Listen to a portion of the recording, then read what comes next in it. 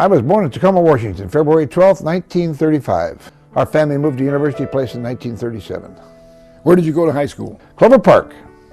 Did you play sports, including golf there? I played a little baseball, and Harry Lang was our coach, and he said, Dick Wallace was our third baseman, and I was the third baseman. I was kind of in and out there, and he says, Ken, I want you to go to the golf course. So I did. I started caddying at Fircrest Golf Club in May of 1950, but my real downright pro was Aki Eliasson, who ended up being the pro at Allamore Golf Club. He was just, he just believed in me, and in everything that he said, I just took it to the bank, and he was unbelievable. Did you play on the high school golf team? And Yeah, I did. Well, I was number one man on the team, and I had a 17 handicap. So we didn't win the state championship that year. But in 1 year, the year later, I went from 17 to 0 in a year. And I did that by hitting about 600 balls a day, and self-taught before I got to Aki. And then I would play 36 holes a day, weather permitting. I turned pro right out of high school. I turned pro on November 16th, 1953. Went to work at Fircrest Golf Club under the tutelage of John Rudy. He was the pro there. And then I worked there for 3 years, and then I got the inspiration. Maybe I should try this game on a little higher level. And then I went down to California, and I played in a few tournaments down there with the big wigs, not on the tour itself. And I finished 6th, 2nd, and 9th. And I thought, my gosh, this just can't be me. Playing with Venturi and Charlie Sifford and Smiley Quick and all those guys. And then in 1960, I qualified. We had 425 guys qualifying for the LA Open. I'm the only one that broke 70 out of 425 guys. Now I get in the LA Open, I shoot 69-71. I'm in third place. I'm ahead of Palmer, I'm ahead of all these guys.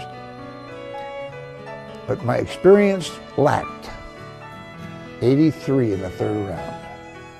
And as I look back on it now, I can see why I shot 83, because I mean, I just didn't have it.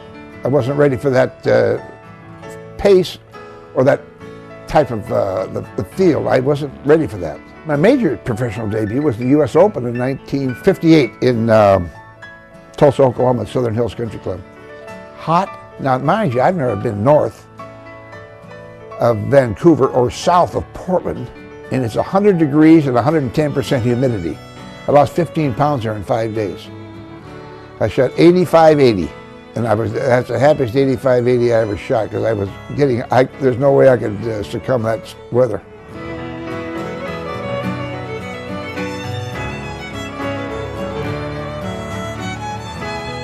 I was telling him about my first tournament win. I come to the 18th hole at the Florida Citrus Open. I got a one-stroke lead, and I hit the ugliest second shot you've ever hit. And I've got a shot, I got to go down a hill, up a hill, and down a hill. And something told me if I take a 5-iron into the hill, it would run. If I took a wedge into the hill, it would stop. So I putted for the top of the pinnacle. The ball rolls down about from here to you. I get over the putt, and here's what happens. My hands are jumping all over the putter. I'm saying, my God. So I backed up, and I said to myself, Ken, make sure the putter goes back smooth, because if it doesn't, you're never going to make this putt. Fortunately, it went back smooth, and I knocked it in. And then in that same year, 1969, I needed to finish first, second, or third to make the United States Ryder Cup team. I shoot 74-71 the first 2 days, which was, I was in good shape because I was only 4 strokes behind. Then I shot 67, 5 birdies and 13 pars. And then on Sunday, I had 7 birdies and 11 pars, and I won the tournament by 2 strokes over Gary Player. And I knocked my old friend Arnold Palmer off the team, but it was probably the greatest thrill I've ever had in my profession. I have to ask you, in light of the purses that are being paid now, what did you get for that first win? $23,000. Milwaukee was $20,000. I won a playoff with Lee Trevino and Bert Yancey. That was $30,000. Then Gene Littler and I won the CBS Golf Classic. That was $35,000. So those combined probably about 10th place today. Of course, motel rooms in those days were only about 25 or 30 bucks, where they are 250 or 300 today. So everything is kind of relative. Some of the big names that were on the tour early on that perhaps were responsible for the success of the tour. Well, Byron Nelson's, Byron Ben Hogans, Nelson's, and people of that. Ben Sam Hogan, Snead. Sam Snead. Palmer came in the 50s, late 50s. Nicklaus came in early 60s. Tom Watson, Ray Floyd, Gene Littler, Billy Casper. Now, Billy Casper, here's a guy who doesn't get much attention. He won 51 tournaments. That's pretty strong. 2 U.S. Opens and a Masters. And then, of course, Chichi and Trevino, and you can keep going on and on. But in 1969, you were a member of the U.S. Ryder Cup team. What do you remember about that? oh, I remember lots of things.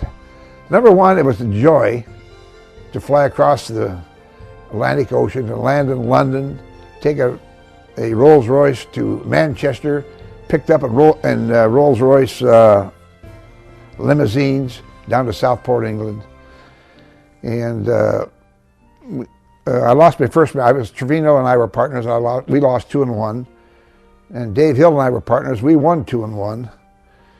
And then on Sunday, I'm 5 down to Maurice Bembridge in my singles match with 6 holes to play.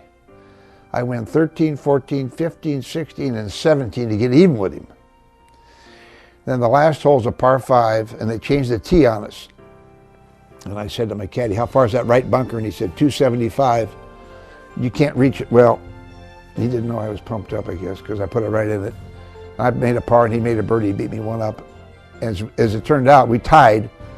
And if I had come back and at least tied him or beat him 1 up, we'd have won the trophy outright, but we tied, so we retained it because of the previous year when they won the Ryder Cup. Is the Ryder Cup a special event for a golfer? I think yes. It's just, it's not one-on-one. It's a team deal. And you have to have closeness here. And Sam Snead was our captain in 1969. And he was awesome.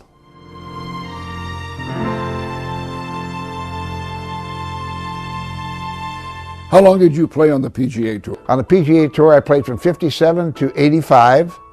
And then from 85 to 96, I played on the Champions Tour. Going back over your career on the tours, where you're out on the road, strange towns all the time, new golf courses, did you have any special friends on those tours? Oh, yeah, I met a lot of people in the different towns we played in, yes.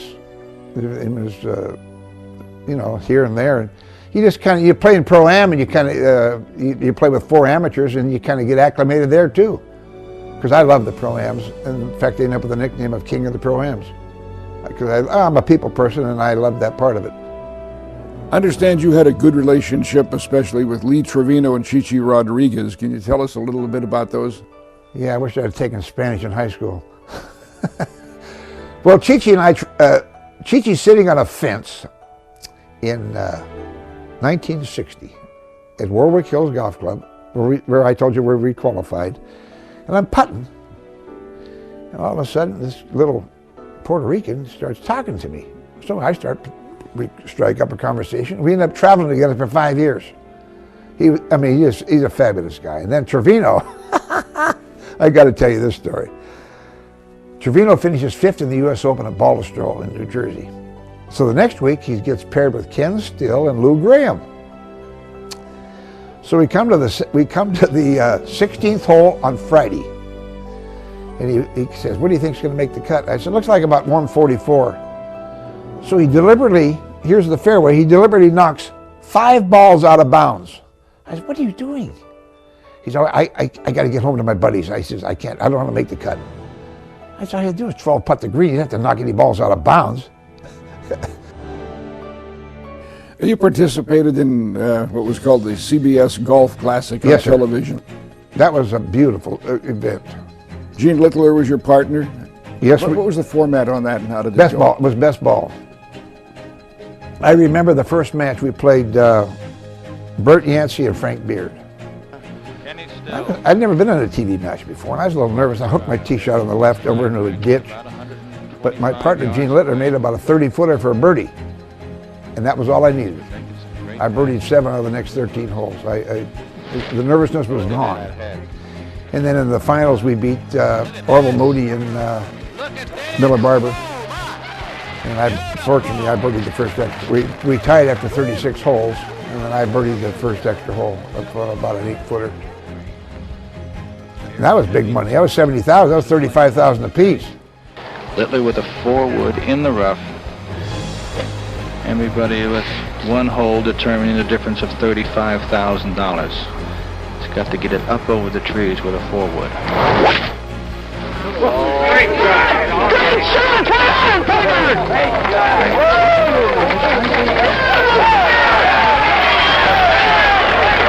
Look at beautiful shot. And Still has committed suicide. Kenny Still just applauding. That's worth 50 grand. Beautiful. Right inside. 35 feet away. We've got 2 shows here, CBS and Kenny Still. Now we're going right back to where you kind of started. You're noted for being a great baseball fan. Does that go back to your playing days in high school? Before that, my father kind of got me racked up in baseball, and I thought maybe at one time I might be a Major League Baseball player, but when I went to the golf course, my fantasy was gone with baseball, and golf entered and stayed. 1973, you signed a contract with the Tacoma Twins of the Pacific Coast League. You put on a uniform, you were in the dugout. Tell us all about that. Well, Stan Nakarada, who was then the president and general manager, he said, we need to get a little excitement going here. I said, so I signed a contract, $1. And I coached him first base. Cal Irmer was our manager. And I wouldn't have done it, but I have a baseball mind. I still do. And I follow baseball very closely. But I'm going to tell you about this one play. Bob Gorinsky, we had 1 out. I forget what inning it was, but we had 1 out, and Gorinsky hits one over the third baseman's head, kind of into the left field corner, but not into the left field. And with 1 out, I give him the wave sign. Come on, move it. And he goes into second, safe. And so when we got to the dugout, Cal Irmer says, why did you send Gorinsky to second base on that play? I said, well, number 1, the left field had to go over and grab it, set and throw, and there's 1 out. And I said, no out, I don't send him. But there's 1 out, I'm going to send him. You know what he said to me? I didn't know you were that smart. That's exactly a verbatim. Yeah, in your baseball travels, you became good friends with a young kid named Sandy Koufax. Sandy Koufax. Talked to him last week. Sandy Koufax. I met Sandy in Wrigley Field in 1964. And Ray Floyd and Jerry Steelsmith and I went up in the locker room, and they were playing a doubleheader that day. And we went up there, and I walk in. Here's Sandy Koufax, 2 feet from me, shake hands with him, and we stayed there the whole 9 innings. And he writes me a letter. He says, you and I should play in the Bing Crosby next year, which we did. And our relationship's still there, 46 years later. Is it true that he was best manager? He was best, but he and my brother were both best men, yes. Well, he said, you're getting married, I'll be there. Now, he's been a tremendous friend. And, well, he kind of saved our wedding because my brother bought a TV set to the wedding. And, well, at USC was playing Notre Dame that day, you know. And Sandy says, Linda, don't worry about it, I'll take care of it. I didn't get married until I was 52. I met Linda at my mother's funeral. She was the office manager and secretary at New Tacoma Funeral Home. And so I go in her office and make arrangements for my mother's funeral. I go in her office, kiss her on the lips, walk out the door. She says, I don't see much grief here. Well, 3 years later we got married, and I ended up with a great stepson and a beautiful wife. I'm getting married in the morning. A ding dong, the bells are gonna chime. Kick up a rumpus, don't lose your compass. Get me to the church on time. I'm getting married in the morning. Ken, you also had an involvement with the American Lake Veterans Golf Course. That is number 1 right now. I was asked to come out there and join the board. I ain't joining any board. Come on, take a look at us. Well, in 5 seconds I was hooked. when I saw these kids out there that just got back from Iraq and Iran and, of course, World War II and Vietnam and Korean War, hitting golf balls with some of them with prosthesis hands, prosthesis arms, prosthesis legs. They were out defending our great country, the United States of America? I'm sorry, you got me. I'm still on the board. I love it.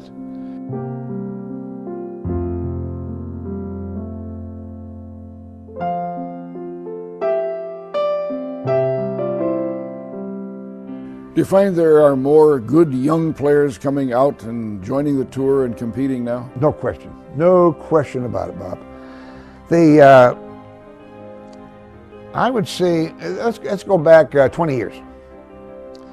We probably had 20%. Today, you got 90%. In the old days, the kids golf was a sissy sport. I used to take my clubs to school on the school bus. Ken Still's a sissy, he plays golf. Well, that turned out wrong. How does golf differ today? Most sports, because of equipment and training and so forth, have changed very, very much. What about golf? Big time. Hey, we used to have a couple of beers. These guys go home and watch themselves on their lenses, and well, the golf ball has changed. The shafts have changed, and everything. Works to the top. So I was at Jack Nicklaus's house last year. I play in his Pro-Am every year. I said, Jack, I'd like to see you play in your prime with today's equipment. You know what he said? No. Let them play with what we used. Whoa. Now think about that. Let them play with what we used. I mean, they got all the technique. They put these shafts in there and they bobble them up and down. Bob Charles, our great left-hander on the British Open, he weighs his grips to, if they're an ounce or even a part of an ounce heavier than he wants, he won't use that grip. Now that's getting a little bit much. You think he can tell when he holds the grip? I would say no. But I was in there that day when he was changing grips and he put them on the scale. I said, what are you doing? He said, I gotta make sure every grip weighs the same amount. You're way above my head.